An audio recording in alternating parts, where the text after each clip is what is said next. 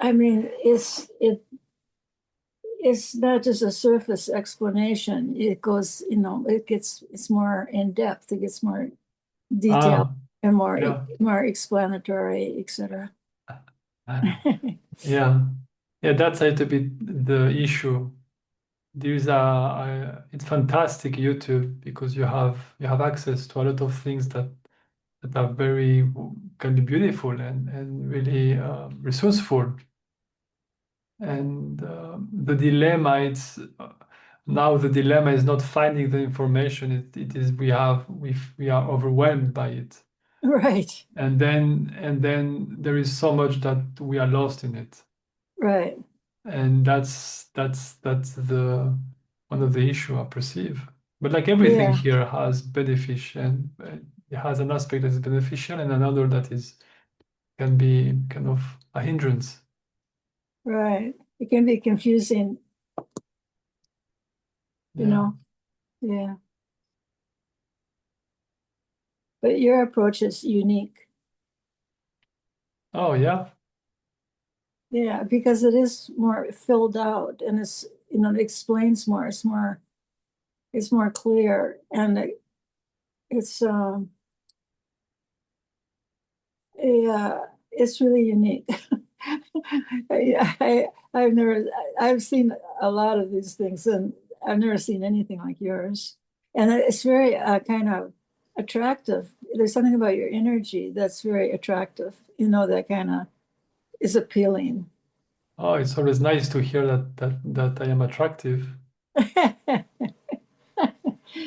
um, yeah, there's just something soothing, like relaxing about you. Yeah. Mm. But remember that this soothing effect is within you, and Oh, seemingly you are using me to give you permission to relax, right? that's So okay. yeah, of course, that's really the point. That's okay. Right, There, right. there's no judgment to have about this. Yeah, There's nothing. Is simply, yeah, okay. This is simply the way things are unfolding right now. right, That's perfectly fine. right. Yeah, no, it's better than fine. It's good because Nice. because a lot of people have the opposite effect. They would make me more nervous or more anxious or more whatever. But because you're slow and kind of the slowness is part of it. You give things a chance to sink in. Yeah, Mm, by speaking in a slow, smooth, soothing way. mm. Yeah, thank you for your feedback. Thank you. Yeah. And wait a few minutes to see if anyone else is coming. Somebody's here. Need to. Nito is here. Yeah. Okay. Ah, yeah. Hello, Nito. I don't know if he will. Hi, hi there. Ah, Sorry, I'm a bit under the weather, so if you don't mind, I won't be able to open my video. oh, of course, This that's is my fine. first time joining. I saw your YouTube channel and Mm. subscribed for your email, so this is my first time joining. Oh, well, Thank you. welcome. Welcome, Nito. Thank you. Yeah.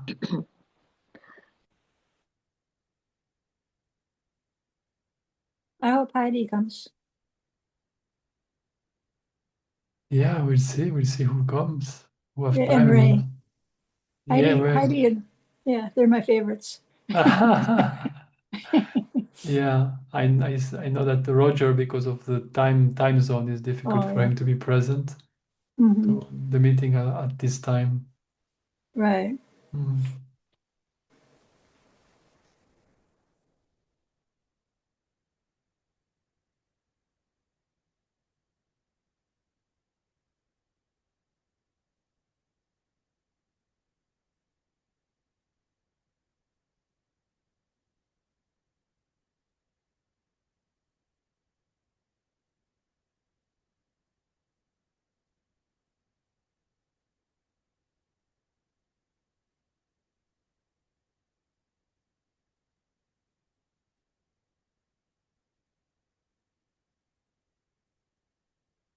So I'm gonna start and we'll see what happens. I will talk a little bit and then it will be open to question or any sharing that emerge. And I'm talking, but you can take this as a direct exploration. It's not much an explanation, it is more something that if you are willing to, you can explore your experience as I'm speaking to see if this resonates with you, if this makes sense with you, to see if what you are hearing is a fact in your own direct experience.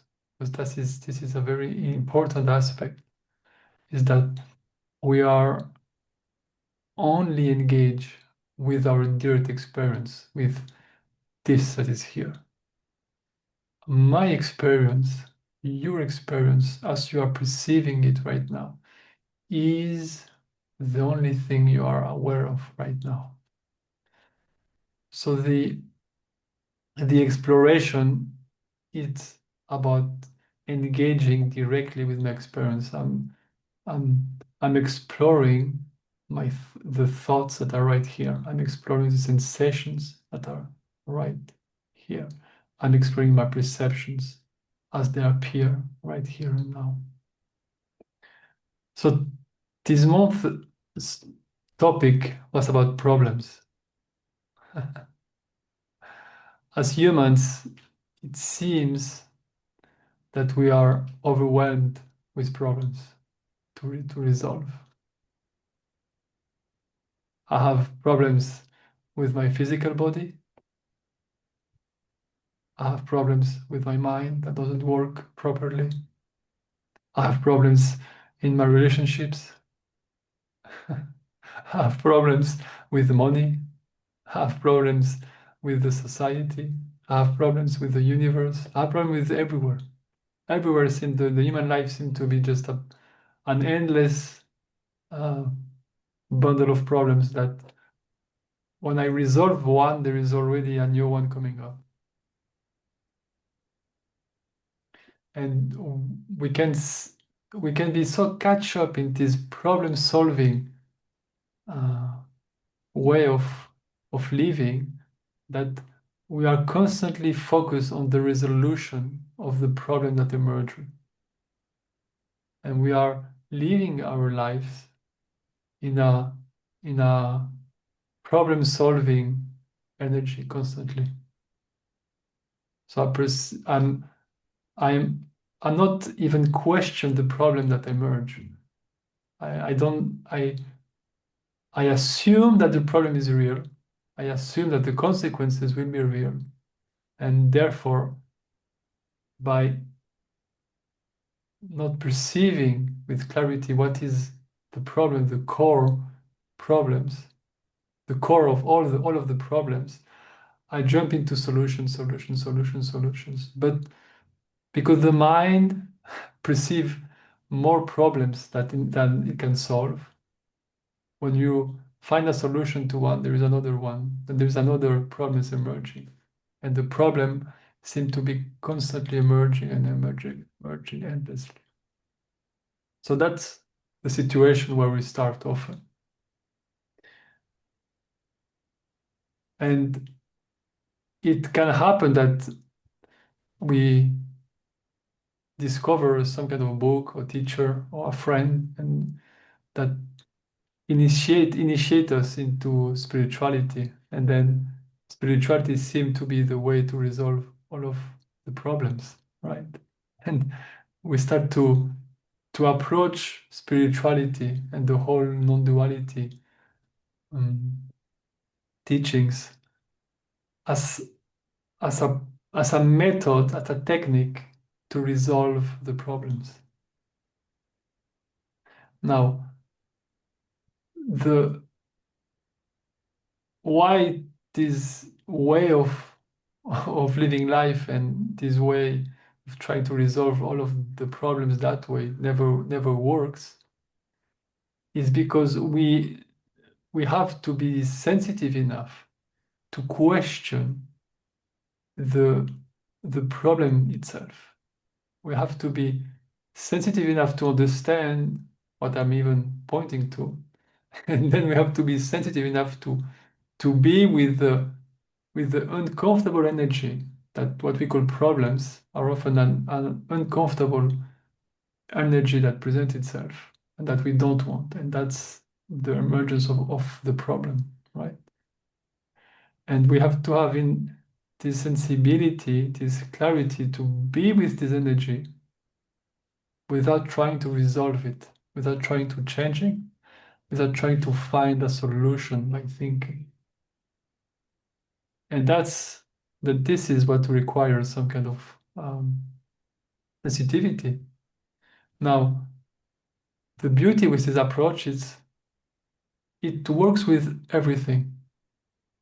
Everything that seemed to be a problem, that seemed to be an issue, that can be a difficult emotion, can be a problem in my life that I have to solve. Is again money, relationship, situations, events, anything that seemed to be remotely an issue. Have to be very clear, and that the perception I'm having right now, this experience that is emerging, is appearing within something. It's appearing within me. And that's really concrete. If I take a thought and the thought emerge, I don't have money, right? So this can be one of the problems that seem to emerge. But I have no money is a thought. It's a thought that is emerging right now. That is, and with this thought, there is often it's not only this; it's a whole package. Often it's a one thought that's containing often the consequences of it. Right? I have the thought emerge. I have no thought. I have no money, and then the next thought is another thought that says, and therefore I'm going to die. Therefore I'm going to lose this and that, and therefore I will have no money if this happens, and therefore and therefore and therefore. Right? But the thought is emerging here and now. So the fundamental quality of the problems, there is two fundamental qualities, and if you explore both of them, you will see that they will point toward the same cause. The first one is the problems are always in the future. You here and now, you never have any issue. It can be uncomfortable, but you don't have problems to solve. There is experience unfolding. So if you look deeply, the problems and the consequences of those problems are always in the future. Can be 1 minute, can be 10 minutes, can be a month, can be a year, can be 10 years, can be 50 years. They're always in the future.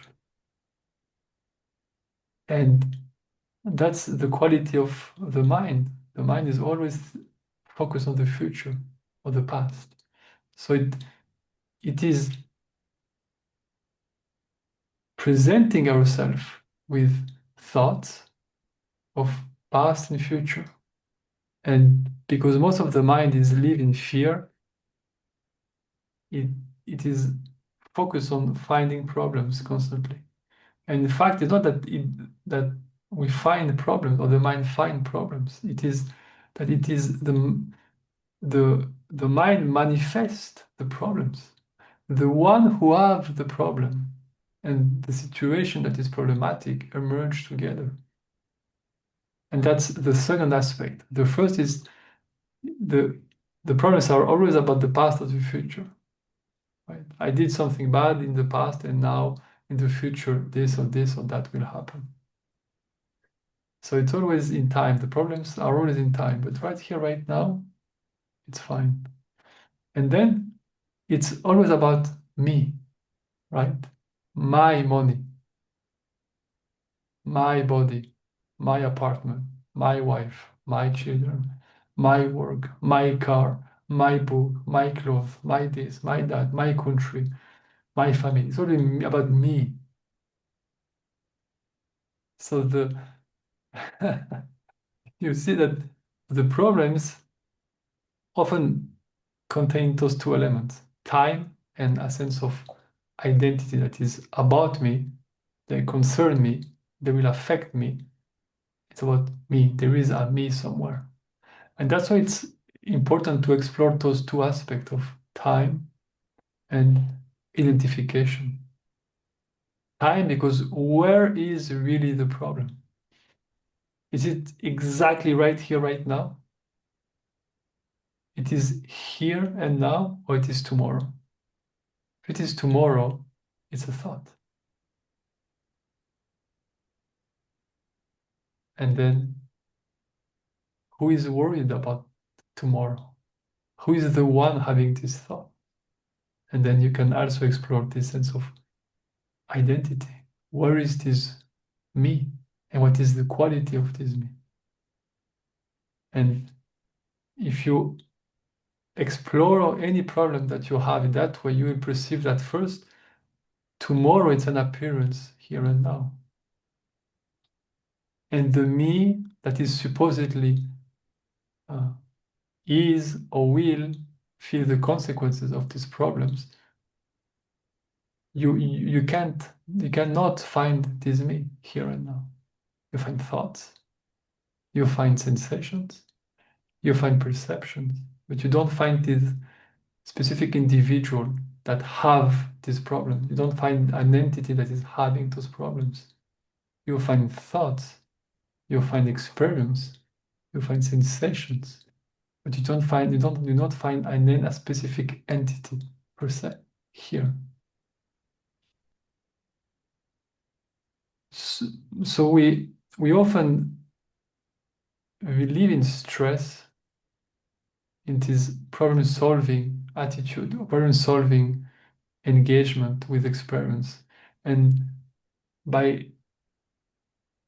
doing that, by being hypnotized by those appearances of problems, by time and misidentification with a non-existent entity, a non-existent self, the stress and the fear push us, or we are distracted to find solutions, and we overlook completely the possibility that is available to us to question the reality of the problem itself. If there is really no tomorrow, if I am not an individual doomed to die, what is my issue right here, right now? What is my fundamental problem that I have as awareness, as who I really am? And the root cause is I misidentify myself with a thought. I believe I am an entity, and I believe I am a specific object, and I depend on a body. I depend on the organs of the body to live, and if the body die, I die with it. So when I hold this identification with this entity, I live in fear, and by doing this, by this identification, I appropriate myself. I kind of say, okay, all of these problems that this body have are my problems. All of the problems that this mind have are my problems. All of the problems that the universe have is my problems. And I have to solve all of them. But maybe not. And you don't have to. Because right here, right now, everything is fine.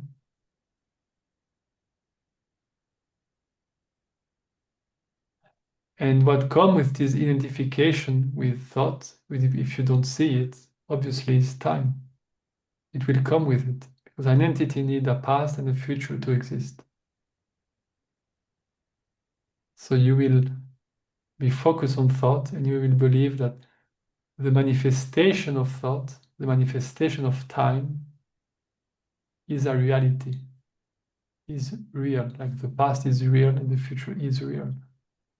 And you will miss the opportunity to free yourself from time and to perceive that time is an appearance within me. But whatever happened in time does not really concern me. Just like when you dream, when you have a dream, the dream have space and time. There is events, there are situations, there can be drama in your dreams, but nothing is really happening for real. So in your dreams, there is a quality of manifestation, of experiencing, but nothing is real. So it is not because something is appearing that it is real.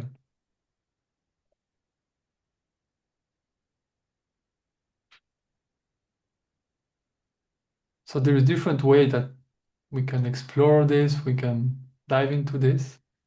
But that was a little introduction. If you want to share something or have any question, you can, it's an open mic. So you are welcome. I invite you to speak and we can have a discussion.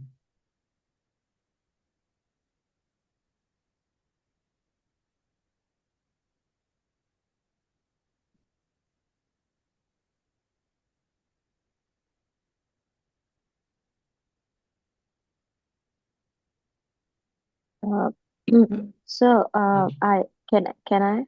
Yes, yes. Yeah. Uh, so I watched your video where you actually talked about uh, the different. So so most of the people actually talk about they are having intellectual understanding, but not necessarily the experience. And Your suggestion uh, in that situation is to kind of uh, go to sensations in your body. That resonated a lot with me, and Mm. that's I actually watched it a few times, and you know your playlist, and Mm. it definitely is something. Um, I think I might be in the say that situation where I can probably say Mm. that I do have intellectual understanding of what it is all about, non-duality. Like after reading so many books and watching so many non-duality teachers on Mm. non-duality topic, uh, and I think do have uh, I think I do have an idea of that experience of in going in your being, like not having a thought, but not necessarily staying in that, or like not necessarily having what do you call um, the permanent dissolution of identification with the I, which is false. So I think that that belief system hasn't completely um, dissolved. Mhm. And I think your suggestion was to kind of keep going into the sensations and kind of looking through what it is with curiosity, that what it is it all about, and it can kind of be a doorway. Is that is my understanding correct? Yes, to me, the body is it's a beautiful doorway. It's a beautiful way to engage with what you are, because the universe is a reflection of consciousness, and the body is the most intense reflection that we have. That's why most of the struggle is about the body, right? Pain, because through the body, and all of our experience seem to be focused about taking care of the body, not only the physical body, but the psychological body also. Everything seems to be uh, focused to take care of this body. Yeah. And what is what is important is to feel the sensations as they are right now. Because you see, most of the time, when I feel my hand, for example, right, when I feel the body, I don't see that I'm not really in touch with the actual sensation here and now. I'm, most of the people don't realize it, but they are still with the mental projection of what is the body. They are not actually directly engaged with the vibration of the hand, for example. Does it make sense, the two so far? Yes, I agree. But I think that's what I think what you said, that the most of the people are actually identifying with the mental projection, and I think I am in that stage where if I close my hands, or sorry, I close my eyes, Mm. I so it's an effort in a sense that first the image of the hand will come, Mhm. and maybe, and I did actually try to do this experiment after listening to your videos to kind of keep my eyes closed for a longer period of time and try to forget the image. I mean, like try not to go with the Mhm. image, or like um, like or maybe I shouldn't say try or effort. Maybe I should say maybe more relaxing into not going there. And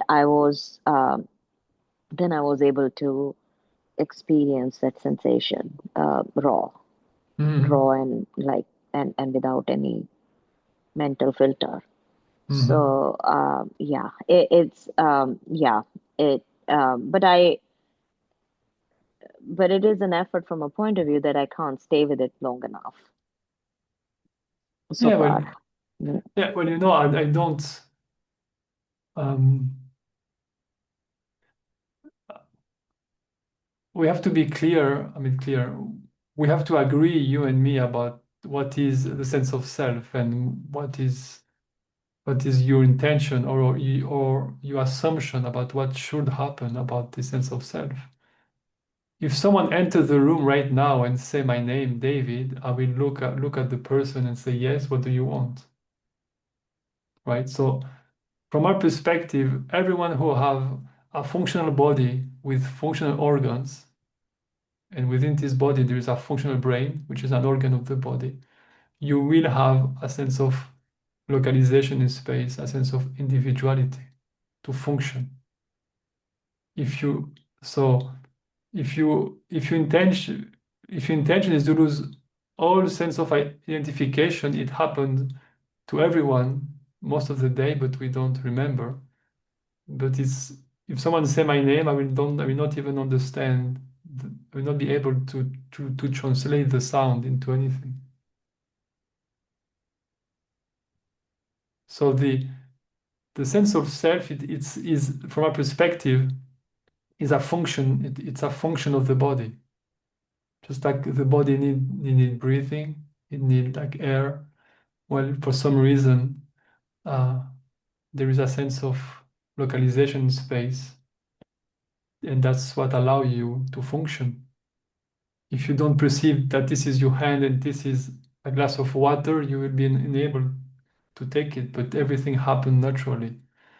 What the sense of self that I'm pointing to and that you can perceive, it's the illusion that there is someone controlling everything and there is a specific entity here, in the sense that you have an experience that you are localized in space, but you see that the experience, it's a manifestation, it's it's an object to you.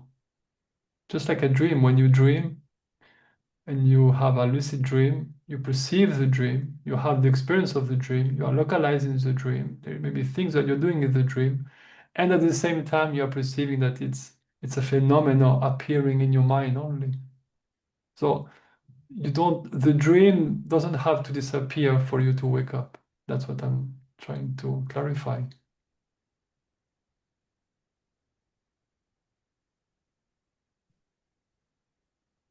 Okay, I understand. Yeah, I Yeah, think that so when definitely. you feel your body, I'm I'm I'm I'm, I'm pointing that because with the hope that you let go of all assumption of everything that you believe that should happen or hasn't happened or is not enough or is not this or is not that. Here and now, this experience is all you have. So sometimes there is a sense of solid body that emerges. Sometimes this sense of body disappears. Sometimes you're not even aware that there is a body, and then the body aware. If you watch your day-to-day life, you will see that most of the things that are problematic, they are not really present in you in the six, 16 hours that you are awake during the day. When you take a shower, where is all of the troubles, all of the thoughts? There's nothing to think about. You are taking a shower. You're enjoying the experience of taking a shower. When you wash your teeth, when you walk, when you drive, when you know.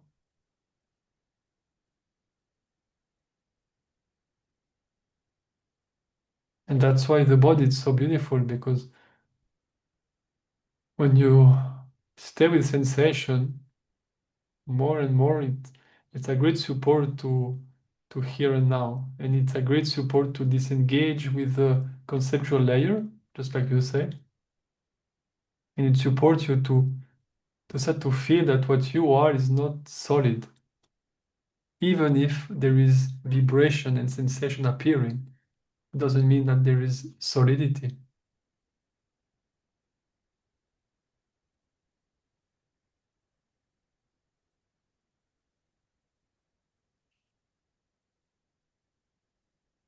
So when you say it's hard to stay there, okay, I hear you.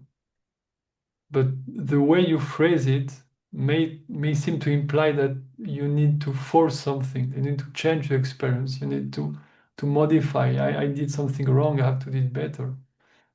It seemed to imply this, and I think the what is more can be more supportive is even when the sense of self is emerging, you are watching the sense of self emerging. So what is the nature of the sense of self?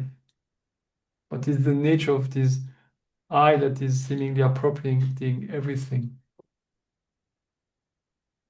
So even if when the sense of self emerges, you can explore the sense of self the same way you're exploring your hand. At the beginning, it seems solid, and when you stay with it, you will start to see the raw, direct engagement with experience, with what you are, with pure vibration. It exactly is the same with thinking. When you stay enough with this sense, you will pulse through it, and you will see that the the thoughts have a experiential quality to it. That is not conceptual.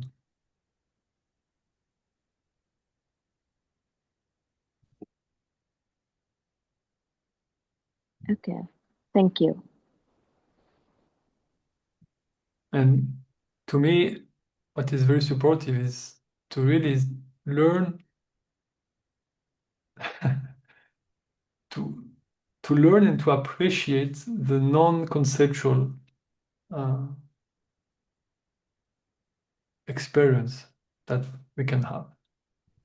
We are so addict, we are so hypnotized, we are so in love with with concepts, with stories, with thoughts, that even when a part of us want to disengage with it and explore other aspects, we still feel um, attracted to thought.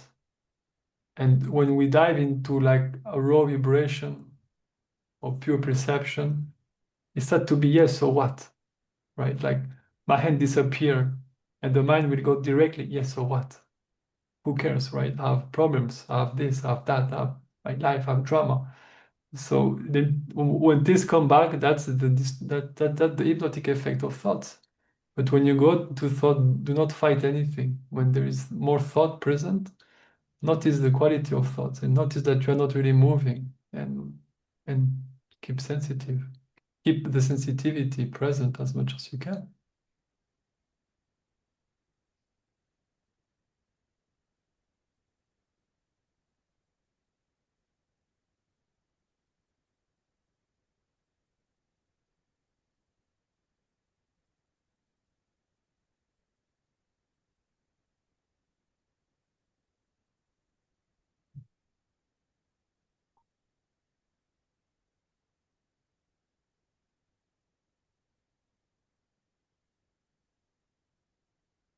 What do you mean when you say we're not really moving?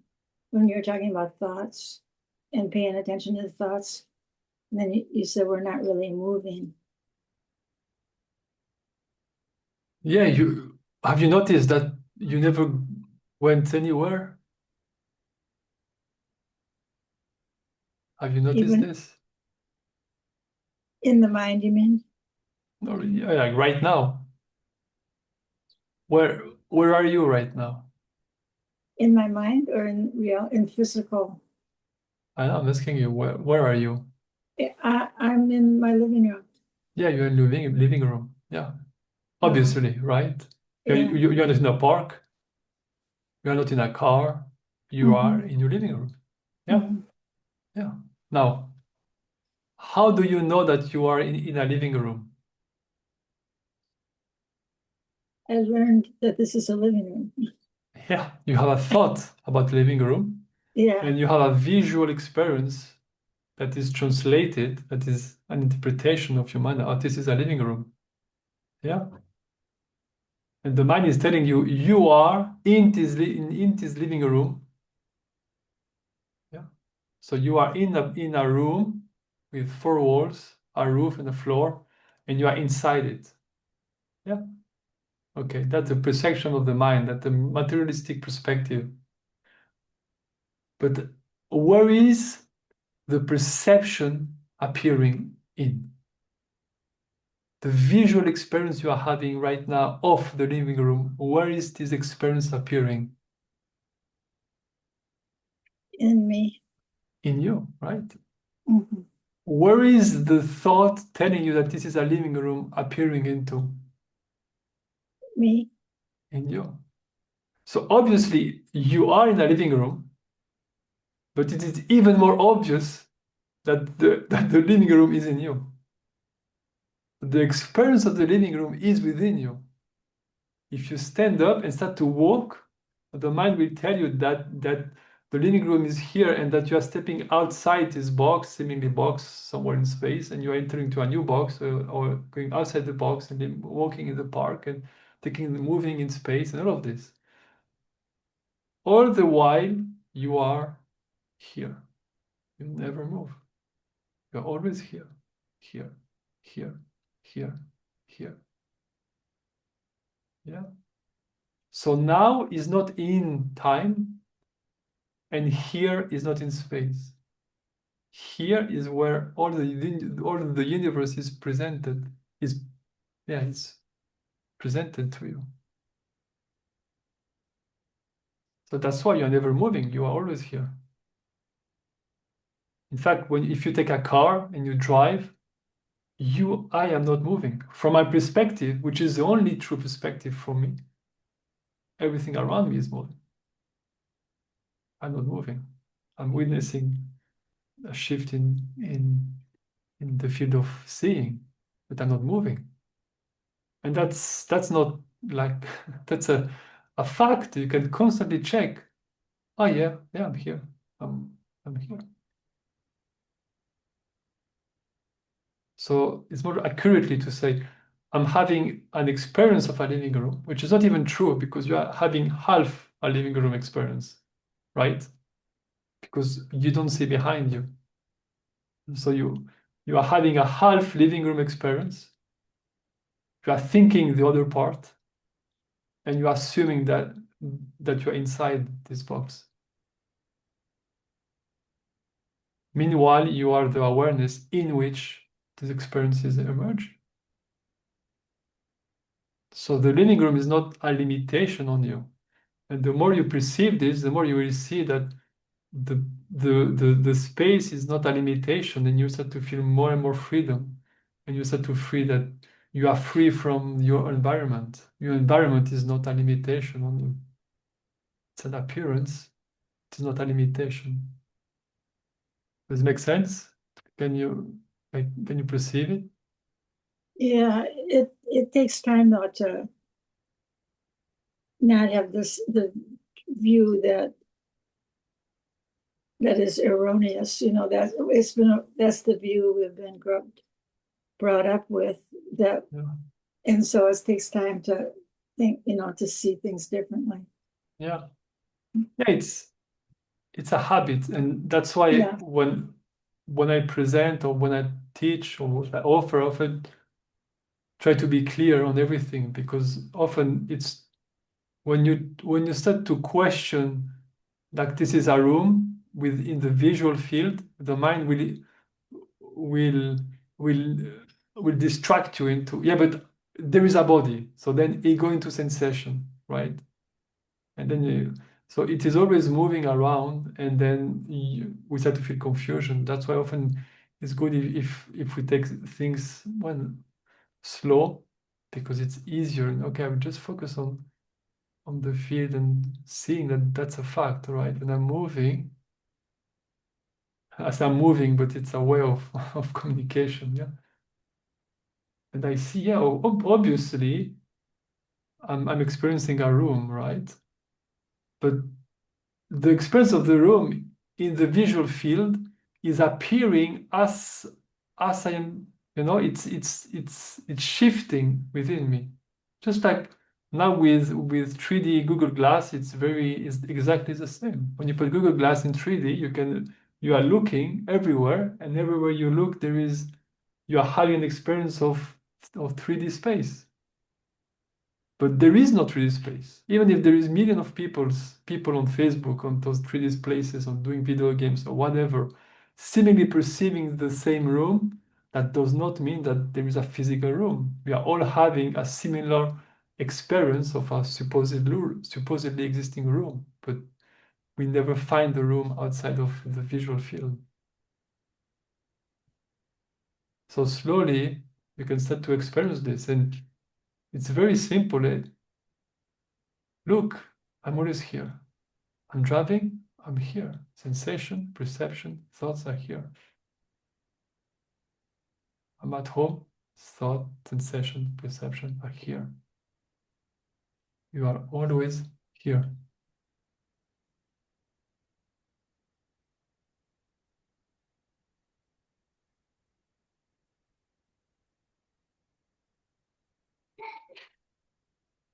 And you can train your mind, and you really see it to become obvious to you more and more. Most of the process is to convince our own self that all of those things are real, that is true, that I'm pure awareness. Because something in us knows that is right, and the other it's kind of enjoying the show too much to really enjoy find interest in it.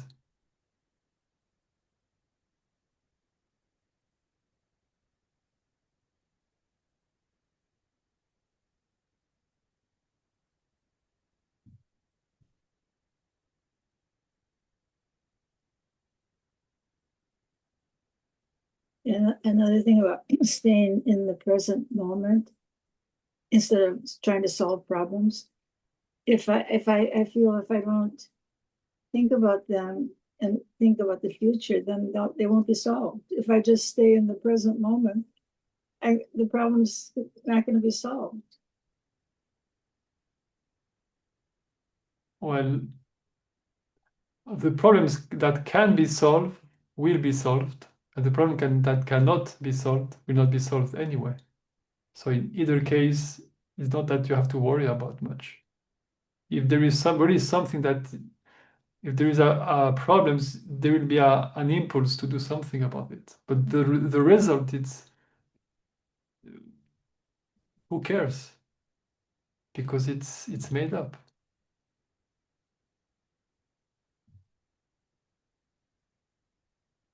It feels real.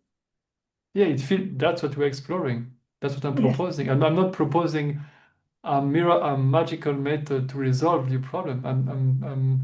I'm pointing, if we are honest with ourselves, we will see that most of all of our problems is made up. The mind, thoughts is manufacturing them.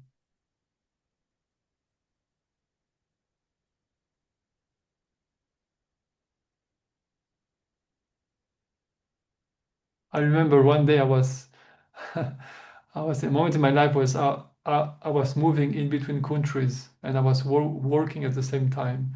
And my son was 2 years old. And so it was, I mean, I was very, very busy doing many, many things. And at some point, I remember it was a dinner and I was sick and I was eating and was so sick, like I couldn't, I don't know, I was just done. And in the middle of the dinner I just stand up, I say, I have to go to sleep, and that's it. And I went to sleep and I slept for about 2 days. I was in the bed, kind of in half coma, half dreaming, half I don't know Wow. what was going on there. But I was really gone completely. But Wow. you know the quality of it? Whatever is important, I don't care. And it was the 2 days most beautiful of my life. Physically, it was Good. terrible. It was beautiful because Oh, suddenly you feel this, I don't care, you know. I lose my job, okay, I lose my job. This happened, okay, I don't, you know, I don't care. I can't anymore.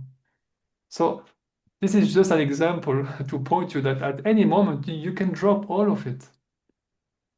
All of it. No one is imposing you problems or issue or anything.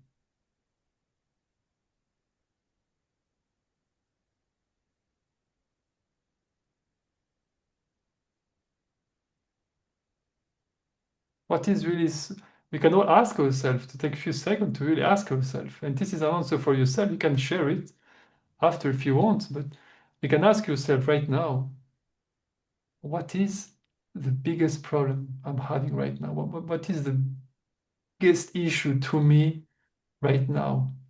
And ask yourself this question. Just wait to really to have a clear and honest answer for your own self.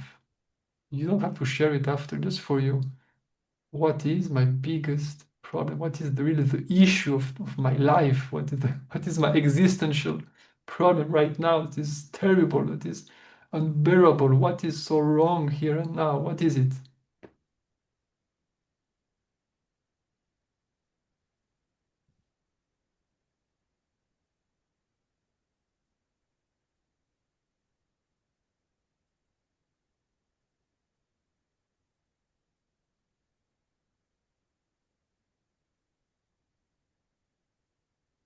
And now, if you have find some problem, maybe there nothing has emerged. But if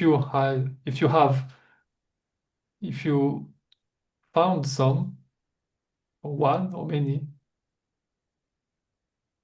ask yourself, without thinking about the past, without using memory, which is a thought, without using nothing about the past,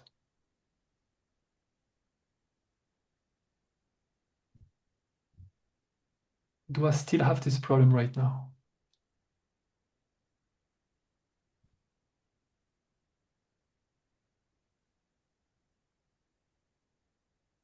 And be sensitive that if you are moving into tomorrow, tomorrow is past, because to think about tomorrow, you need a past reference.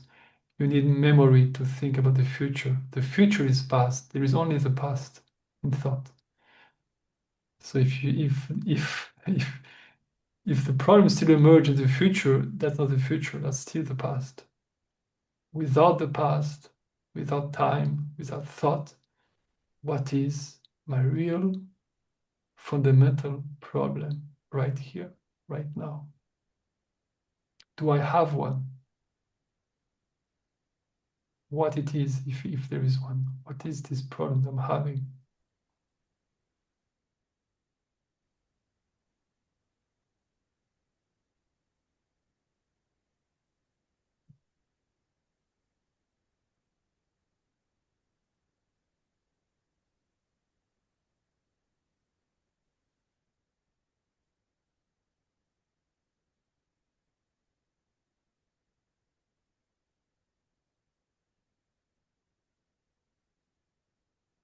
And ask yourself now this question. If a problem is still present, can I solve it right here, right now, not tomorrow, because that's the future? Can I solve this issue I'm having here and now, exactly now? If I can't, well, first ask yourself, can I solve this here and now?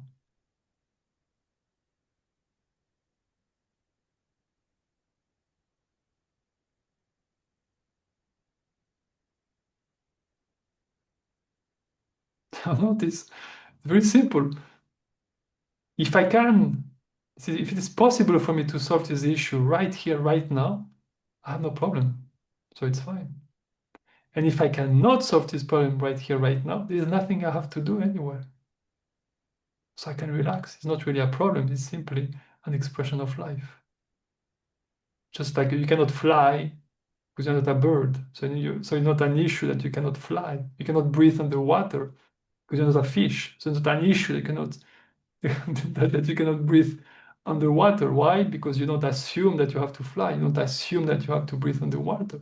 So if the problem is not it cannot be resolved here and now, there's nothing that it's simply a thought that is pretending that it can be solved. So there's nothing. Just relax. Simply an expression of life. There's nothing wrong, nothing good, nothing bad.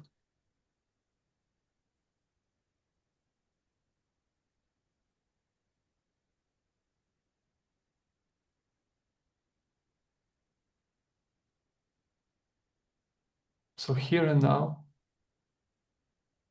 do you really have an issue? Do you really have a problem? It is really so terrible here and now.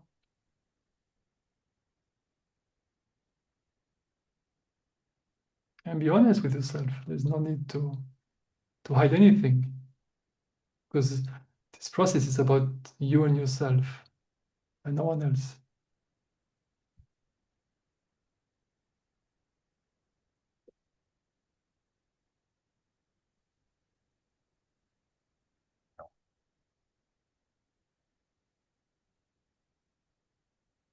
And so, yeah. I don't know if someone wants to share something, you are welcome to share if something has happened or if you have problems. And if you don't want to share, it's fine also.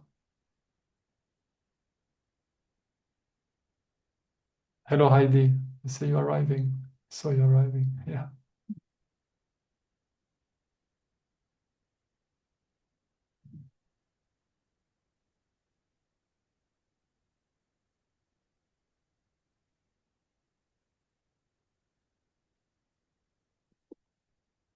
I have a problem about the past because the past really did happen. The past, what? The past really did happen. It's not just it really happened, the past. And so it's hard not Really? to, yeah. So it's hard not to have a memory of it in the present. Well, first, I didn't ask you to not have memory. Oh, I'm just pointing that when a memory emerges, the memory is appearing now. Do you agree? yeah. I mean, I'm simply pointing to the fact that the memory is appearing now. Do you dream sometimes? Or do you remember your last dream? A little bit. Okay. You have a memory of this dream, right? Yeah. So the dream has happened or has not happened? It happened. Okay. Well, the dream happened just like your past happened. Right. It has happened, yeah. But if I dreamed last night that a tiger was pursuing me, was the tiger real? You can No, say yes, you can say no. What no. was real, what is real right now is the memory of this of this tiger pursuing me. And the memory of a tiger pursuing me is the same memory of I have of my youth. They have exactly the same quality, the same property, which is a thought appearing now. So you say it has happened. Okay, it has happened just like last night a tiger was pursuing me. In that sense, yeah, of course. Of course, a tiger was pursuing me. And whatever happened in your past has happened. But the point is, so what? Yeah, a tiger was pursuing me last night. I was in terror. And so what? So what? Who cares? I'm here and now, right? I'm not yesterday. So if the past has happened or has not happened, you are free now. But the memory of it causes suffering. Why? That's the question. Why? Yeah. Because it's painful. Pain is a sensation, right?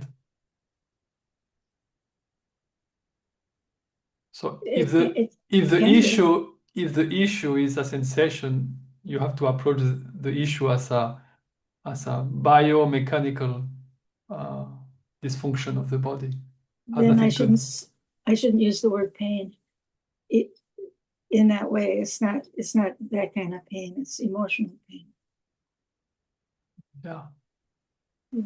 Yeah, but it doesn't has to. It's simply because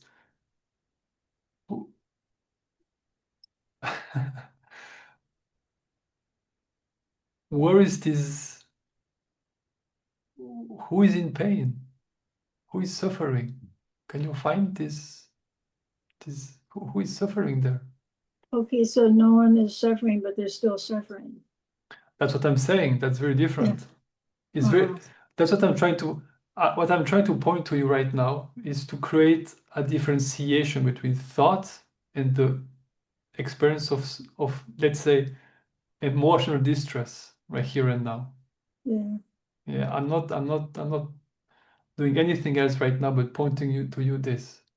You say what I'm hearing is I have emotional distress here and now. And the cause is in the past. I'm telling you no.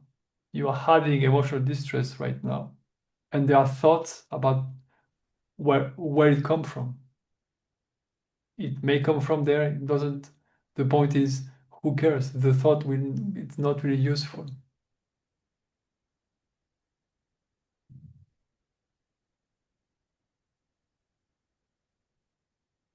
Most of the time the thoughts are a hindrance to the natural expansion of emotions. You feel sadness? Cry. Cry for 6 months every day. Cry for a year every day. At some point, the body will stop crying because it has to function. So after a year or two of crying every day, you will see the body will stop crying. What's wrong with crying every day? I don't see the problems. What is the suffering there? I don't see it. You have an emotion, the emotion emerge. What is causing it's an assumption, it's a question, right? You have to check if this is useful, if this makes sense for you. The Because you focus on the thought, you focus on the past, you focus on resolution, you focus on tomorrow, you focus on the full field of thoughts, this is your defense against feeling the emotions, the raw emotion as they are in the moment.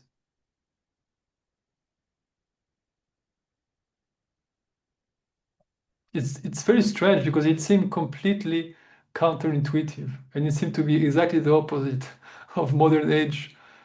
No, not everything, but some. Anyway, no, it doesn't matter. But it's just yeah, it really seemed to be counterintuitive. Like, oh, but if I allow really this suffering to take me completely over, I will be in full darkness. Yes, at the same time, if you really allow it completely, you will see that the allowance is the freedom of it. So you will always be a little bit bigger than the suffering. You will always have a little bit of more tenderness than the sadness, and you'll be able to hold everything constantly. No, it doesn't matter the seeming hugeness of the suffering. And when you see the suffering, it's seem to be like a demon that is going out to kill you. And if you really drop all of your mental barriers, all of your conceptual barriers, you will see it's like a crying baby. It's simply sadness most of the time, or fear that emerge. And at some point it will empty, the gas will empty itself naturally.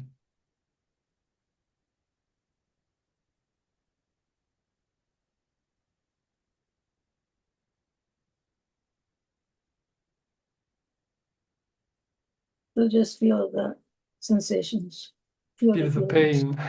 Yeah, yeah. Yeah, in a way, yes. Mhm. It's this principle of being defenseless. If you are, when you feel innocent, you are defenseless, and this is the biggest defense possible. I have nothing to defend. Yeah, nothing you can hit anywhere.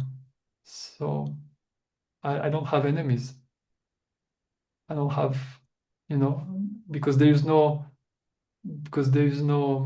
resistance here. There is no solidity out there.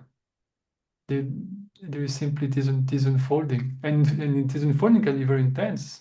I have emotion. I'm not pretending.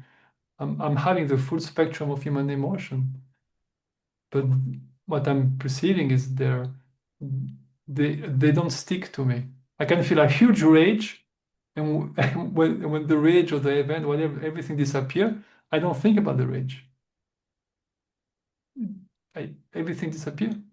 And you see it in babies. It's like this often in children. And the more you grow up, the more the thoughts start, the more the conceptual layers start to thicken in a way, or start to be more solid, seemingly solid.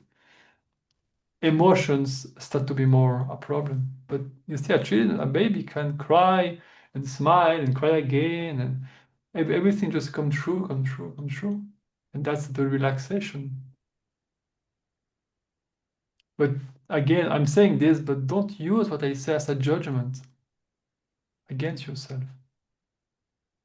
Yeah, I'm saying just see that there's something happening, and you have to feel it, and that's why we were talking with Neto prior to this. That's why feeling the sensation is so important.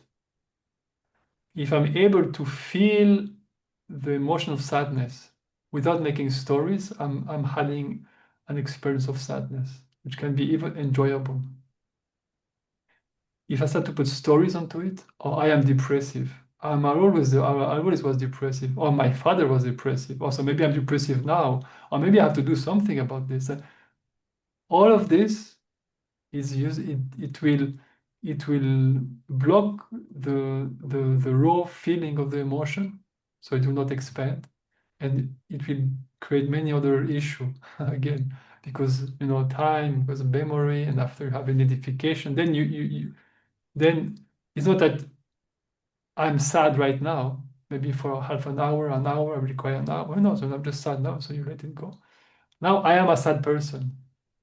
I have to go to therapy. So now I have to find a therapist. But then I have to pay him, right? So I have to work more. But then but I don't like my work, right? So what do I do now? I find another work. Or I can train in. So you see, you move from I'm sad to everything.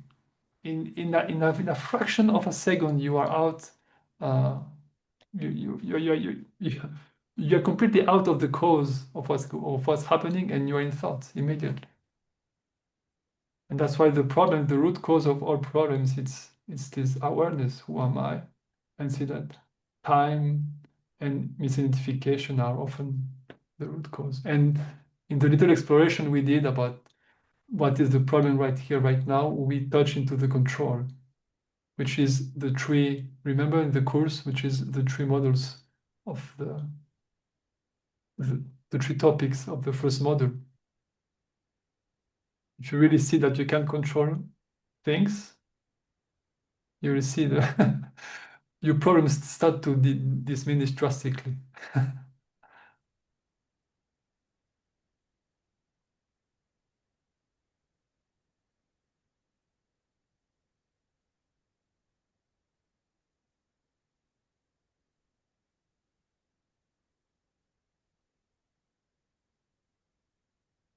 I like to be a victim. I like to be a victim of my environment, a victim in my relationships, a victim of my mind, a victim of my body. Because at least I am something. I exist. I'm a victim. I exist. And I want no one who to take away this from me.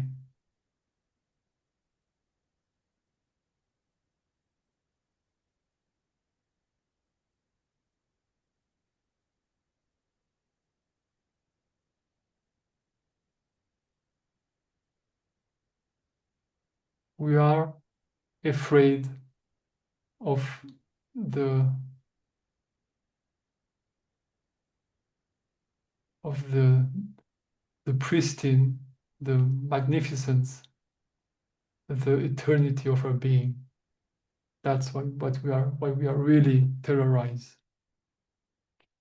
I'm terrorized that I'm really innocent, that I'm really perfect, that really all of this, it's really like a joke that has turned bad in a way.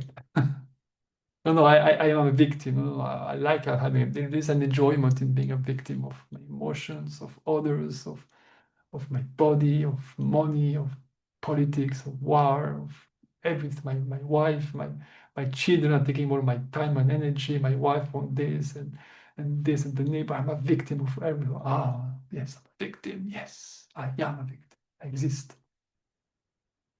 Yeah, you can. There's other way to exist that are not that not imply so much uh, intensity.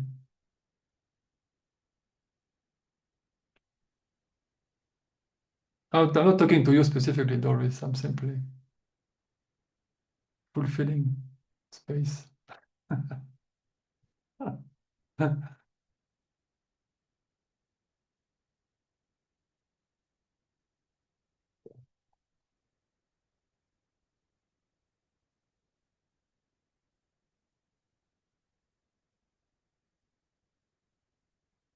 If you pay attention in relationship, you will see this. If you are really attentive, you will see how much in human interaction people like to put themselves in victimhood position. And the rule of the game is you have to confirm that they are a victim. If you don't, you're not playing the game well. You notice how much people complain and they put themselves in the victim position.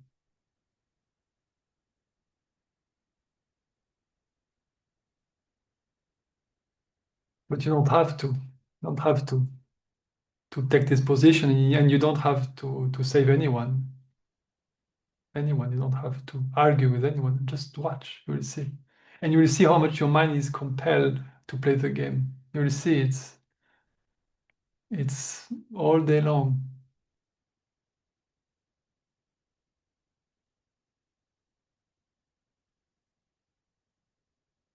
All day long. In winter, it's cold. Why? It's very cold today, huh?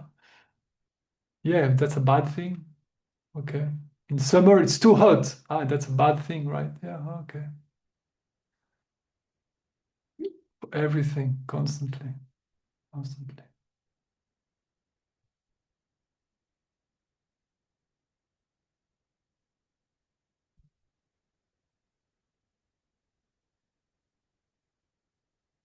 But again, that's not an issue. I'm not a victim of the behavior of people. I'm just witnessing what I'm mostly perceiving.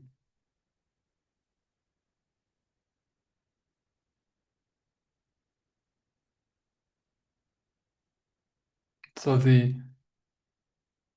don't know when I'm speaking. If someone want to speak, you can. I'm just like you stand as awareness, and you say, "I'm not a victim of anything." Right? That's you. If you are really interested in this process and you really want to inquire in yourself and find your own mm, understanding, your own realization, you take the highest point possible you can within you, the most pristine, the eternal, the limitless presence point of view that you can kind of be in a way. And from that perspective, you don't move and you say, what is experience? What is here and now? What is this that is here? You never take the position of, I'm a poor being struggling here and I'm trying to reach some kind of heaven. It's, you will always need, because you identify with something that is small, and then you want to be free from it. Now you have to question the whole paradigm, the whole the whole universe itself. And you will see at the beginning it seems weird or strange, or at some point you will see it just makes sense. And it just makes sense. You will see it will it will pull you into the rabbit hole until the rabbit and the universe will maybe disappear. Who knows?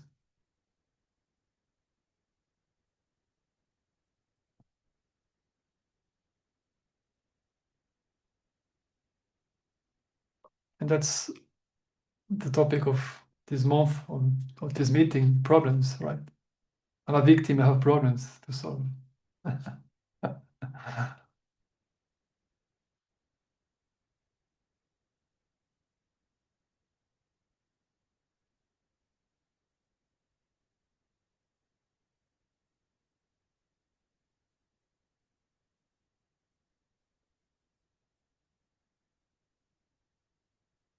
Yeah.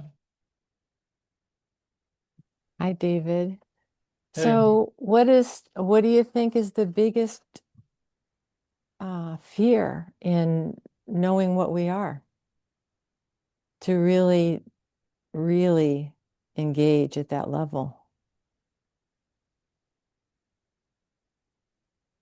to tell the truth on that. For me, what I'm finding is fear. Fear of losing ground, fear of losing identity, fear of being nothing, you know, like, but no, there is this ground of fear. It is kind of fear of death, you know. And strange, it's very strange, because if I am this body and this body die, I die, therefore I shouldn't be afraid of anything, right? Because anyway, the only option possible seemed to be terrible anyway. So why not exploring another one? So it gets messy very, very fast. So that's why. But yeah, it's this terror of being no one, and even to me, even deeper, it's the terror of not being loved. Like, like, if there is really this all-encompassing, all-loving reality, called God or called consciousness, that is simply, like, just embracing everything, loving everything. If this is really true, if these things see me here, it's horrible. I did many bad things. I steal, I lie. I'm eating animals. I'm eating plants. I'm destroying every. I mean, there is something in us that is, like is afraid to be really seen for what we are, because we identify with with this character, right? This story, this drama. I think there is, yeah, the sense of fear and the sense of guilt, right? Like, I did something wrong. I kind of split reality, and now I'm kind of fighting reality and what will happen to me if if I really let go of all of my defenses. Then my neighbor will attack me and take everything, so I will have nothing. So there is all of this sense of scarcity that is in the human psyche and collective consciousness, that is kind of present in a way within us. That's why fear, it's we are really afraid that there is really absolute love. Like we are completely love already. And even if we like the idea, but when you start to feel it, it's so something that that is absolute love does not recognize any differentiation, because love is the perfect fusion, right? It's the recognition of unity in everything. But this recognition of unity dissolve my specialness, dissolve my life, my family, my son, so I will lose all of this. I will lose the little thing I have that make me pleasure. I will lose even this. So then what? Who am I? And that's the limited perspective, right? Yeah. There won't be any differentiation. There won't be any discrimination. You Yeah. won't stand out. You won't be separate, right? You'll lose all that. Yeah.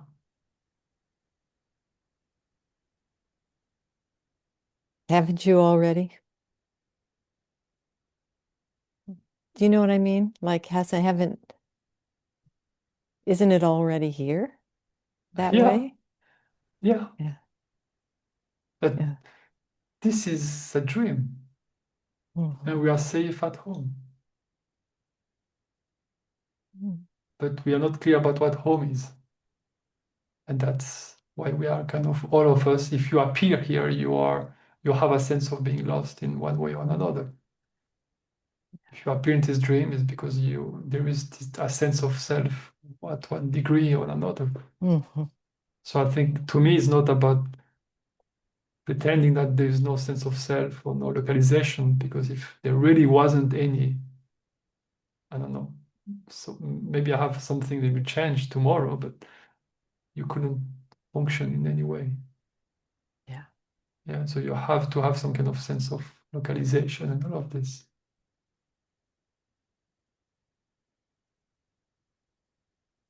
But to me, the process, we are in the process of remembering, all of us. We are all in this together, and the freedom, the real freedom, is the freedom to be liberated, right? So Mhm. I have an experience of of individuality. Like, again, of course, I'm in my room, right? I'm not in a park. Someone call me on the phone and ask me what's your name, bank account, or the police, or whatever. I will be able to give information, all of this story that emerge. At the same time, I'm nothing. This is emerging within me. So there is a seemingly paradox, but I feel that over time it seemed to, what is more factual and realities start to be more and more obvious, and the stories start to be perceived more and more Mhm. as a side effect, right? As an expression of something. And the beauty is, I start to feel less and less. Um, I start to feel less and less the effect of whatever is going on. Yeah. So when problems emerge, they are solved or they're not solved, but either way, I don't really mind. Like, you know.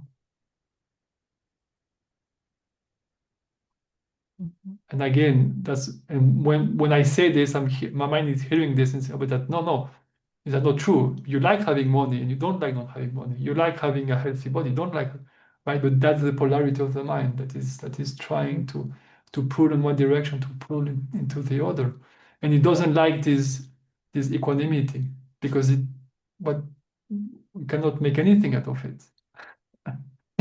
Right. All right, you cannot. What do you do with it? Is useless to the mind. But for what you are, is like pure juice.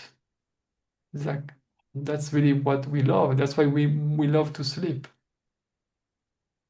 Because sleeping, when you go to sleep, every you go back to what, I mean, not that you go back, but what is not you disappear. Right? When you go to sleep, you close your eyes, perception disappear. Mhm. Maybe thoughts that disappear, and then sensation disappear. And what is left? You. And when you wake up in the morning, those things reappear. Mhm. When the mind says, yeah, but I do care about money and I don't want to be without it, and it goes back and forth and back and forth, and would you say that for your experience, it's there, the mind is saying that to you, but you're not believing any of it? Is that right? Yeah, I'm believing less and less, let's say, but I will phrase it, it's more like I am seeing that the individuality is it's a sub function of my consciousness. Just like the heartbeat, right? I don't control the heartbeat. It just happened by itself. And if something dysfunction with it, I will probably, I will notice it, right? But I'm not in control of it. I don't know how it works. I don't know. I don't know how to do with it, just like many, many things. It's like the weather, it's like this, like that. And the sense of individuality is kind of very similar. It has preferences, but where those preferences come from? They are emerging here and now. I don't know where it come from. The mind will tell me it's habit because of, yeah, but all of this is emerging here and now. Yeah. So this is an emergence here and now. I don't really know how and why, but obviously I have a perspective on this impossibility that is here. I'm not negating it, but I'm perceiving that it's a very small subfunction of my awareness and my consciousness, Mhm. and it is highly inaccurate. It seemed to be, when I talk about anything, it seems that I know what I'm talking about, but in fact, I have no idea. We use word and we seem to be that if I speak about history or politics or money or body function or anatomy, or it seems that I know what I'm talking about, but when I really explore, I have no idea, right? Or the direct experience I'm having, it has nothing to do with the conceptual explanation of it. Mhm. But for some reason, it still appear.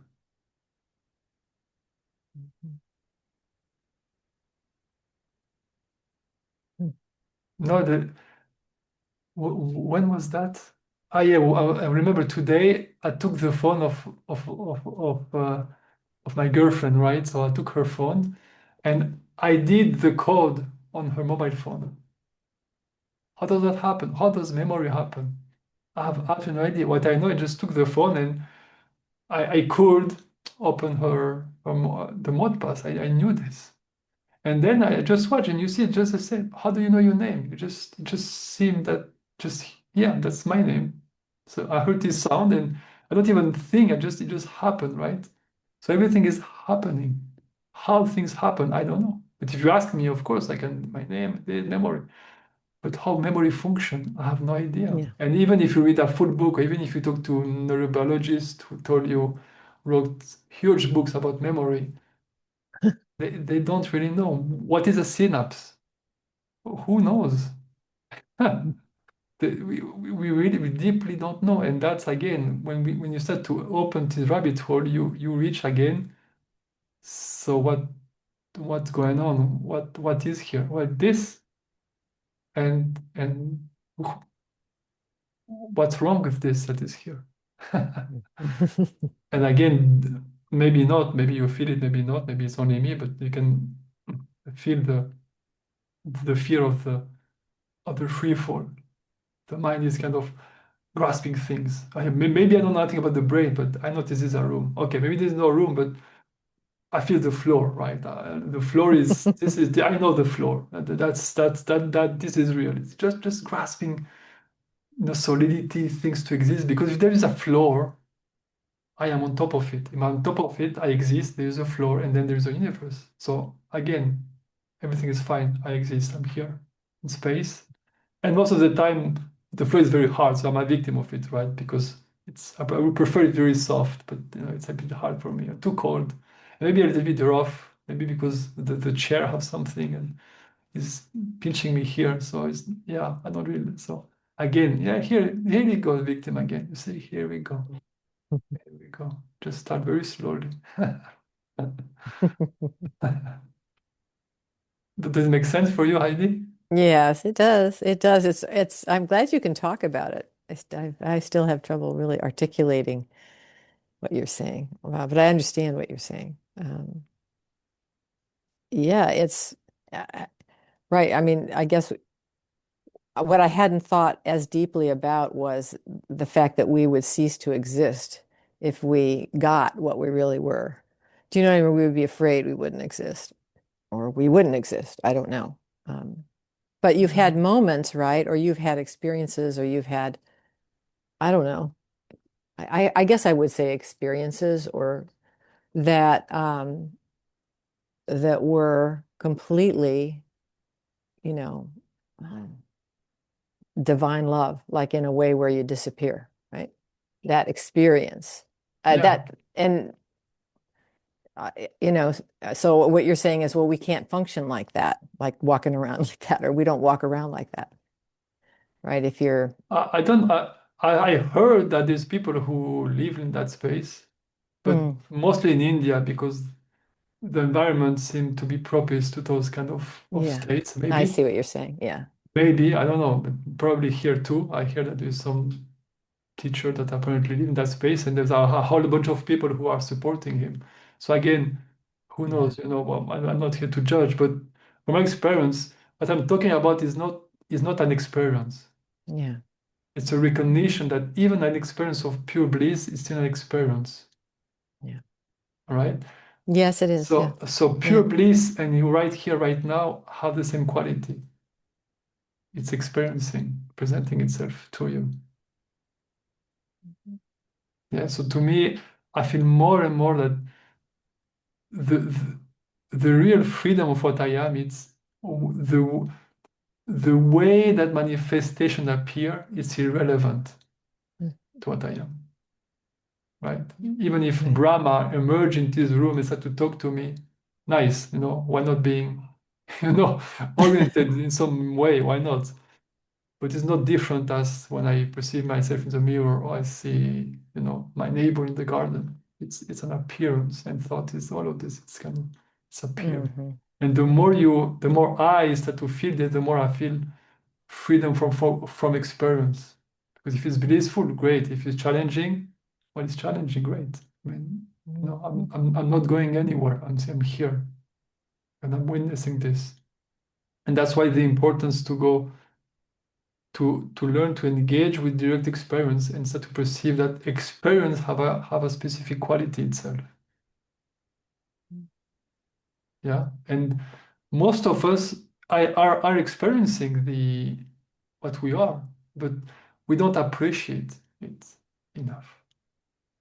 You know, like many of us maybe have issues, most probably because if you're human, you have issues of any kind. You will see that there are moments in your day that disappear completely. They vanish. When you drive or when you cook, suddenly you cook and suddenly you're eating and you're well, what went in between? Well, you, pure you, there's nothing. When it's pure you, there is no memory, there is no a differentiation to remember of. It's like, you know, a pure white paper. Well, if this white paper is purely transparent, you will not perceive it. So are you seeing it or not? That's the question. Well, yes and no. So you need a dot in the transparency to recognize that there is a transparent paper. Yeah. Well, this experience is the dot, and what you are is the transparency. So people complain because there is a dot, but in fact, the presence of the dot, the presence of this is self of self, the presence of experiencing is the proof of what you are. Because everything takes roots in it, everything emerge from it, everything is it. So in fact, it's the completely opposite. Instead of trying to erase the dot, so to appreciate that this transparency is supporting the experience of a dot. That's great. What's wrong with the dot? Nothing wrong with the dot. It's wrong when you start to entertain the belief that I need to erase the dot. It's a wrong dot. It's a black dot, and I want a big one, right? Because I'm spiritual. I don't want a black dot. I don't want to be like everyone there. I'm special. I want a pink one. And then you have the pink one, but in fact it's better if it's a triangle because you know the Trinity and it's way better. Now I want and that's just endless, endless. Yeah. So here and now, what is here? What is here? It is here, and you will see it's very palpable. There is something very very palpable here and now. And we don't appreciate it, we don't value it, so we overlook it constantly, and then we complain because it's not there. And of course, I'm a victim because if my neighbor wasn't so if my neighbor wasn't doing so much noise, so much disturbance, I wouldn't be peaceful. You know, if I had more money, oh, I could be. If I didn't have this, I could. If I, yeah, again, that's the mind playing its game. Mhm. That's the little dots that is pretending to be a castle or pretending to be this or that. Yeah, I mean, to me, it's very palpable. Mhm. Mhm. Mhm. And that's the challenge often in situation or often relationship. That's where struggle often can emerge, because often in relationship it's an invitation to play this game. And when you don't play, well, things happen. And but all of this is simply part of the process. Yeah. Mhm. Mhm. Thank you. Yeah. Thanks, Heidi. Yeah, Doris. You are muted. Speaking of playing the game, if I didn't have all my issues, I wouldn't know what to talk about. When I'm with my friends, I would have Uh-huh. no idea what to say. Is it interesting? No, it's terrifying. I mean, my whole conversation is about all my problems and pure victim, of course. And Yeah. but that's what I talk about. So I wouldn't know what to talk about if I didn't. And my friends are the That's same way, or some of them. That's great. That's great. You see, right now you are perceiving one of the value of holding your own the problems. It allows you to be in connection. So Right. so every time a problem emerges, say thank you. I'm so happy to have this problem. I will be able to share them. It's great. Isn't there? I don't want to be talking about my problems all the time. That's not true, because that's what you do. So you have to be honest. Okay, I do, but give me an give me an alternative. Except pure silence. If that's the alternative that I see. Just silence. You know, in those meetings, I see two of you, and there are two which I don't see, but I see the square. So I'm aware that there are people here which are supposing that they are listening. They don't know. But what I'm pointing to is when there is silence, I'm really enjoying being with you. I know it's online, I know this and all of, but there is a joy in sharing this space altogether. And I want to say I'm here and I'm listening to everything. And at the same time, I'm happy that you don't share all of your problems, because they are infinite. So we all have problems, and if we all start to share our problems, it's endless, right? I can talk to you about all of my problems if you want to, but what's the point? You see? So there is a way to connect to people that is not about problems, but you have to accept that not everyone is able to or enjoying that. So you have to ask yourself the question: do I really want to be free of problems and allow the relationship that dissolve in it dissolving, or do I want to keep my problems and keep the statu quo in my life in a way? No one is telling you that you have to be free of you, that you have to stop talking about your problems. But just see that when you talk about your problems, it's like talking about the last Harry Potter. It's like it's fun, but it doesn't mean anything. I mean, it means whatever it means to you. So when someone come to me, I'm not dismissing its problem. I'm just clearly perceiving that the meaning that someone is projecting on a story is its own projection. So it's meaningful to this being. It has nothing to do about really the story he's telling himself. Why I know this? Because this is what happened here.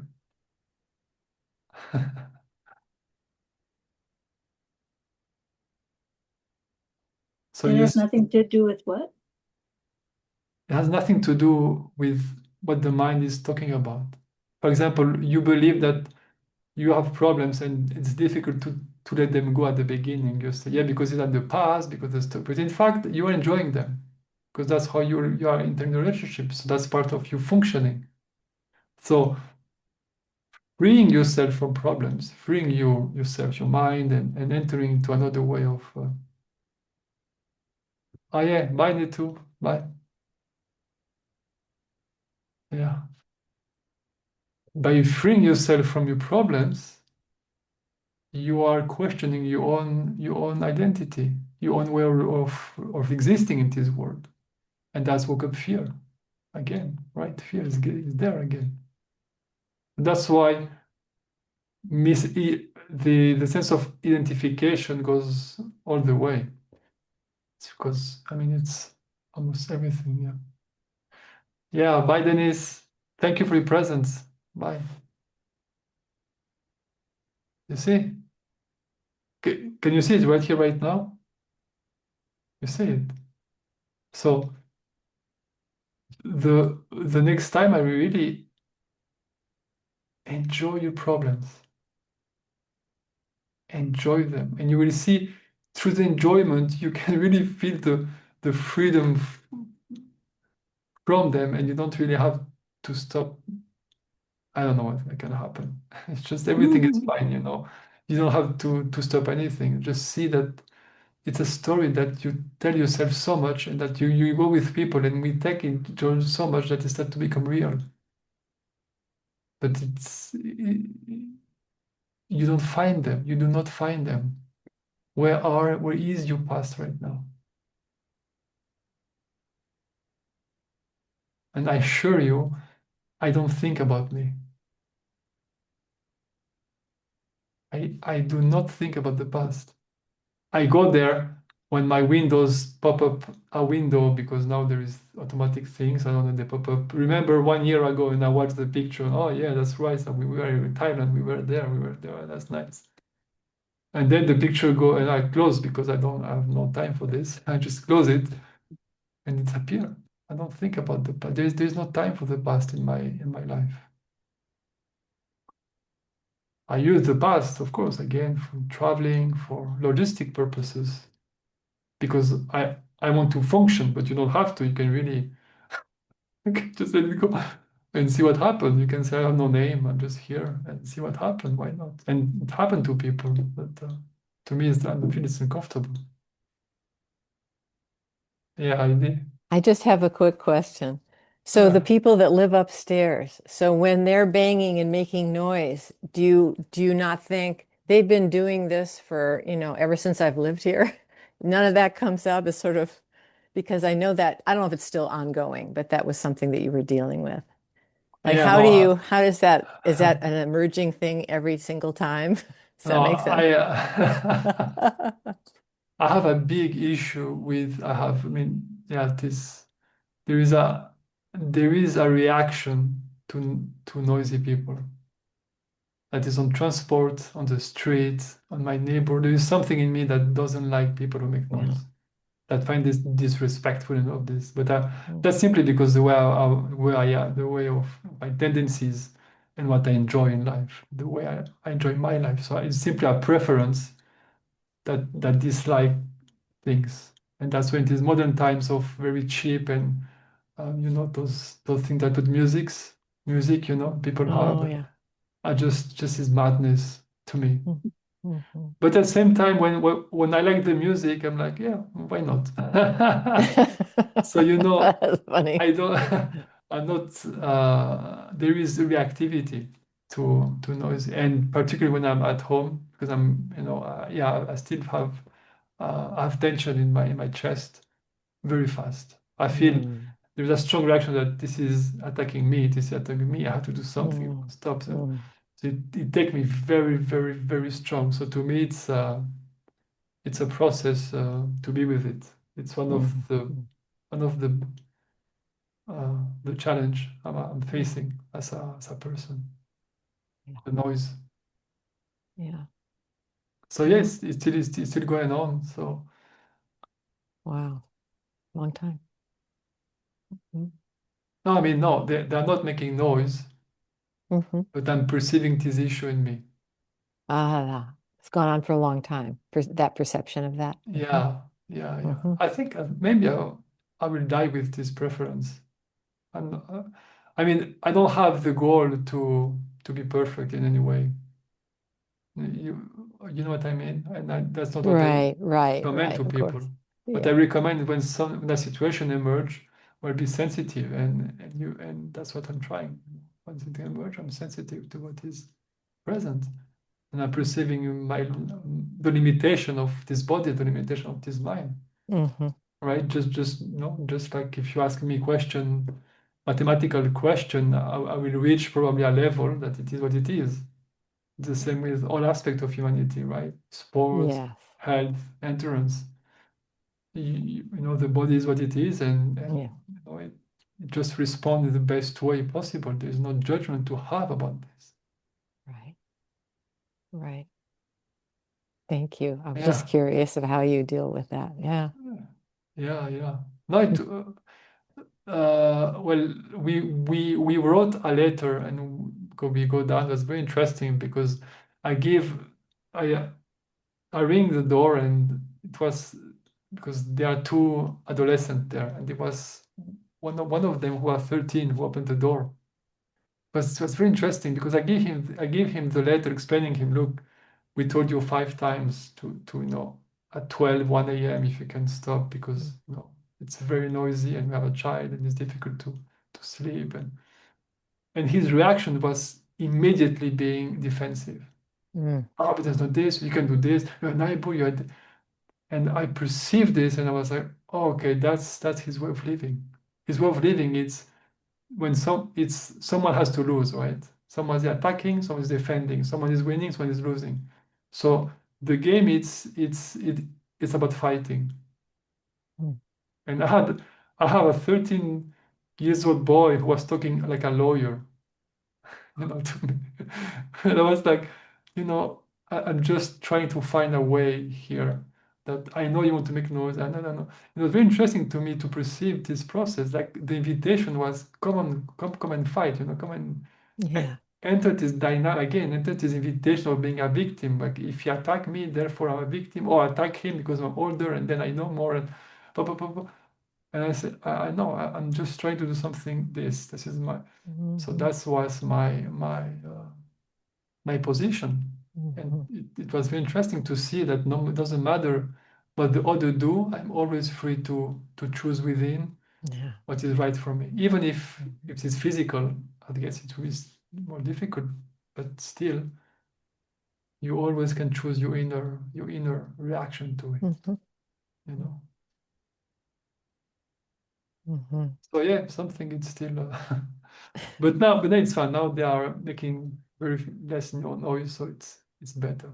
Oh, Yeah. good to hear. Yeah. Thank you Mm-hmm. for asking. Yeah. Yeah.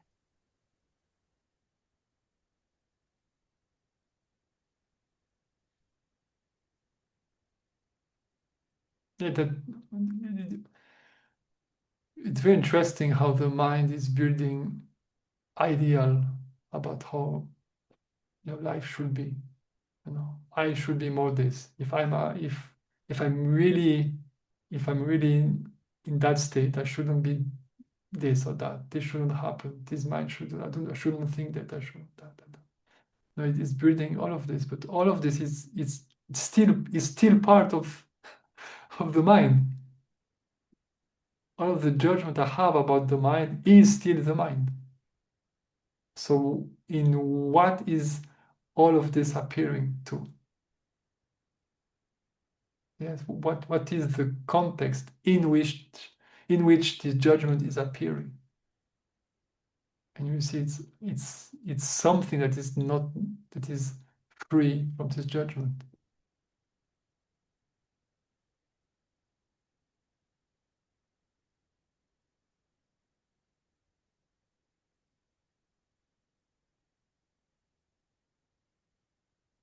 And that's it. More and more I feel it is the power of disengaging with thought, with conceptual, and engaging into the direct experience. Because the more you disengage or you perceive thought for what it is, we start to lose, I start to lose the reference point for judgment, right? What is good, what is bad without concept or framework or reference point or past. Can be uncomfortable, obviously, but where is the morality into it? There is no morality. You know, simply happening. Tiger eat gazelles, and this person will steal my wallet, and that's simply how it is. There's nothing to judge about the tiger. There's nothing to judge about uh, a person who is stealing me. I don't want to be eaten by a tiger. I don't want to be eaten by I don't want to be eaten by a tiger, and I don't want to be stolen. That someone stole things from me. But there's no judgment. There's simply preferences, right? Just like noise. I prefer very quiet places. My mother is Colombian, so I have a side of my family which is very noisy. But it's not I'm a judgment of morality. It's simply a term of preference. That's it. So everything become way more neutral.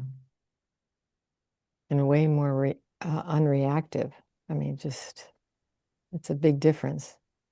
Yeah, but no. The point is, it allowed to you to be even more reactive. But at least you are reacting to something that is here and makes sense to you right now. Hmm. And when the situation disappear, all of the reaction disappear. Like if a tiger jumped to me, the fact that I'm not judging bad, good, or I'm not just there is something happening, the Yeah. body, the impulse will emerge naturally. I Yeah. will kill the tiger, or the tiger will bite at my arm.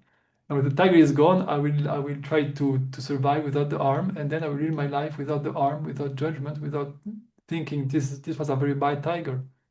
No, I just have to live with one arm. So what? Yeah. It's just so what? What's the problem?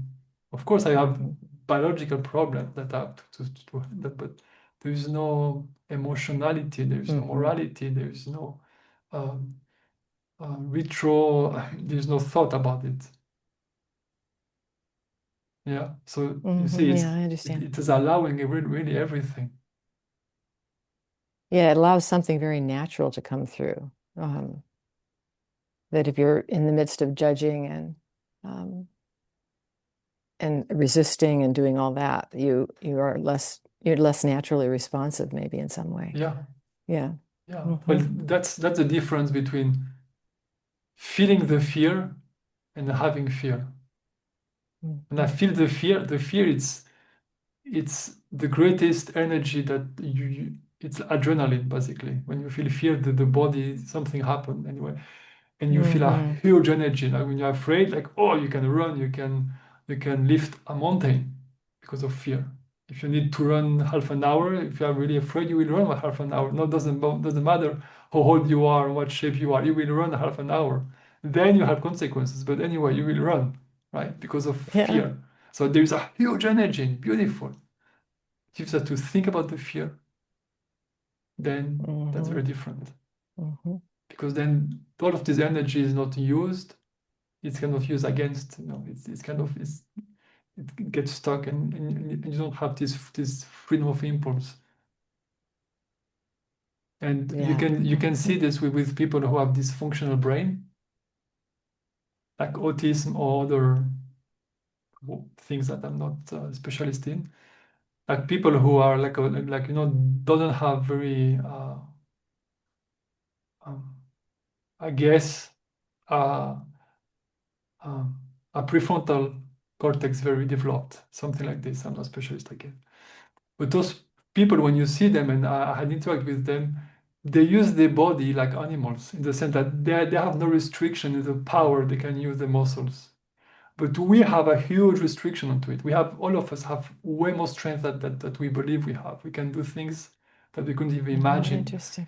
But because we have our layers, we kind of retain ourselves. But people who do not have this, you can see they use their force, like you can feel this animality into it. And people who do fights, who are very deep into extreme fight, that's what they tap into. They learn to become animals in the sense that everything has to be used. There cannot be any social restriction, anything. It has to be pure animal, pure reactivity. It's beautiful because it don't has to be to kill. You can have pure reactivity in artistic way, in Yeah. a romantic way, in a whatever. Mm-hmm. Mm-hmm. Mm. So yeah, it's it's freedom. At the same time, when you perceive the limitation of the mind and the body, well, you are perceiving it, so you're not bound by it. Mm-hmm. It doesn't look like a huge and beautiful technique, but to say who cares is very powerful. Yeah. Because it frees you from almost everything. But you are right, Doris. Sadly, in conversation, it doesn't doesn't work very well. If Yeah, you're with your right. friends and you are, who cares? Who cares? It's not very social. So that's why, if you're in a social, you can have game. Oh, let's talk about politics. Let's talk about, we know what is yoga, what is health, what is good food, what is money, what is. Okay, we can talk, that's fine. You talk, and then when the conversation ends, you drop everything because it's useless. It can be fun, but it's like bowling. You go to bowling, and when you finish the bowling, you don't think about the point you did in bowling. Why? But just for the fun. I don't have to think about that. Yeah. And I think it's beautiful. I'm aware that sometimes I'm tend to be more quiet, not depend on situation, but my tendency is to be quiet. Right? But I think there is huge beauty because each time I meet I meet someone, I try to meet him as if it was the first time. Like what will happen now? Of course, when I meet someone that I've already known of this, it will be different. But how will it be today, now?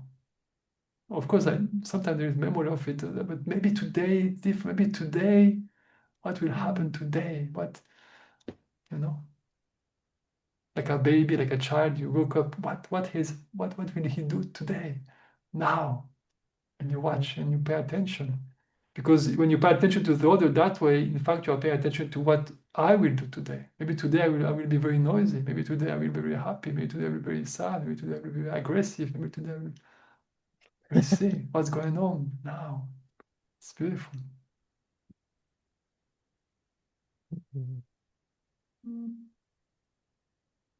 Mm. Wow, that's living pretty freely. Right? Yeah, You meet anything. Mhm. yeah. Well, if you are no one and you are nothing, you are free to be anyone and everything. Isn't that isn't that Mhm. amazing? I can be spiritual, I can be materialistic, I can be anything. It doesn't. So what? What? And by this, you're allowing everyone else to be free also. You are free to play the victim. I respect your freedom. I don't play this game here, but I respect the fact that you want to play this, and there's nothing wrong with that. I respect it. It's fine. Mhm. This is a game, and we all play it is unfolding from our perspective the way it is unfolding.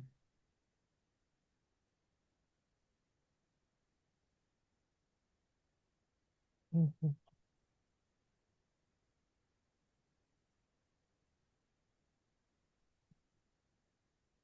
You know, I don't talk much about Buddhism, but Buddhism, and often I critic, I criticize everything just for sport. Just for entertainment, but I don't. It just I was speaking. But in Buddhism, the beautiful there are this beautiful principle of impermanence. Is this freedom that experience emerge, and with experience a specific individual emerge from it, but everything vanish, right? So I'm a nice person today, and the next instant you don't know, and that's the freedom. And even if it's a terrible person, the fact that you don't care make it irrelevant, and the the recognition of the impermanence strangely make things smoother, and make the emotion feel more toward the peace, even if not, even if this is not the intention. it just happened. Mm. Mm. Mm.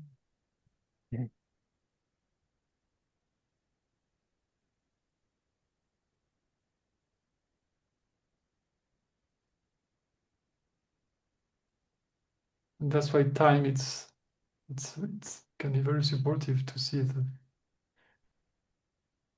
that we are eternity, because each time we are goal oriented. Each time I'm planning a goal in the future, I'm I'm suffering already. Mhm. That's suffering. It's not that you are planning a goal and therefore you will suffer in the future. No, this is suffering. When you really proceed this more and more, you will see I have intention, of course, I can merge, but I have no specific goal or or achievement that I really cherish.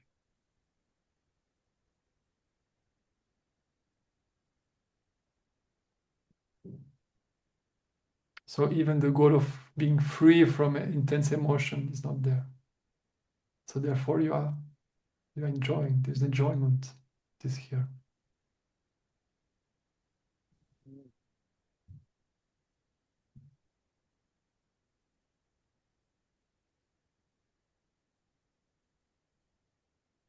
Is there a last question or sharing?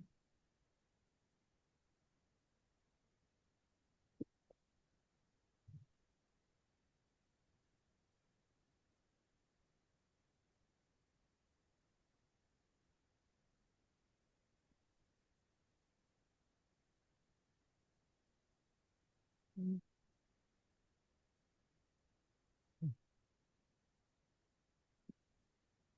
Will you be playing this on YouTube? Will this be what Yes. today? It will be Yeah. on YouTube. Yeah. Will our pictures be on there also? Yes.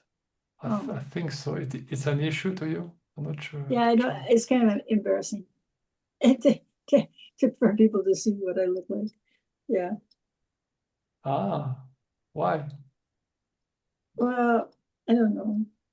Interesting. You can ask yourself this question.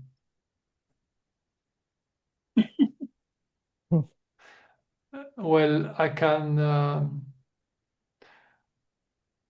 I don't know what I'm doing right now. I don't know what is.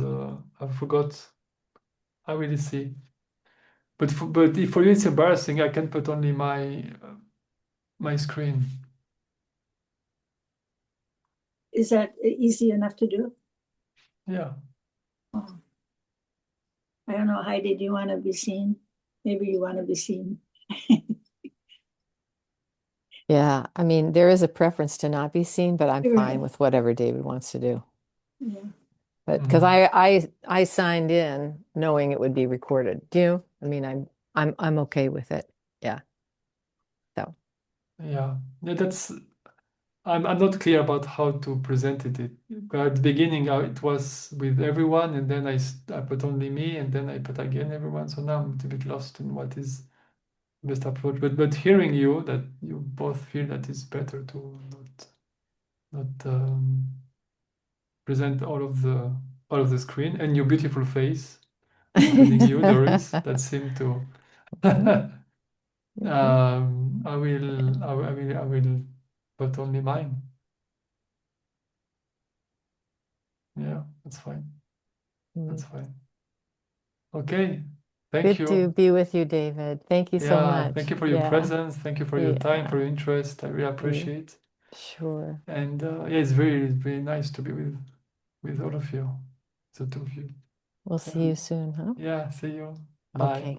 Bye-bye. Bye. Mm.